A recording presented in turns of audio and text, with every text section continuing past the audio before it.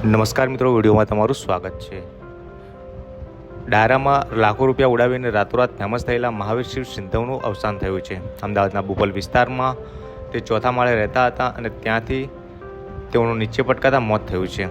હાલ એવી માહિતી મળી રહી છે કે નશાની હાલતમાં તેમને પડોશી જોડે ઝઘડો કર્યો હતો અને ત્યારબાદ આ પડોશીએ પોલીસ ફરિયાદ કરી હતી અને ત્યારથી પોલીસથી બચવા માટે તેઓ ચોથા માળેથી કૂદી ગયા હતા। ત્યારે નીચે પટકાતા તેમને માથાના ભાગે ઈજા થઈ હતી, જેના કારણે તેમનું અવસાન થયું છે। હાલ એવી માહિતી મળી રહી છે કે સુરેન્દ્રનગરના ચોકડી ગામનો વતની આ માથાભારે શખ્સ મહાવીર સિંહ તાજેતરમાં જ બોપલ વિસ્તારના લક્ઝરિયસ ફ્લેટમાં રહેવા આવ્યો હતો અને ત્યાં સોમવારની રાત્રે મહાવીર સિંહે નશાની હાલતમાં પડોશમાં રહેતા મુરત સોલંકી નામના વ્યક્તિ સાથે ભારે હોબાળો મચાવ્યો હતો અને વાત મારામારી સુધી પહોંચી ગઈ હતી।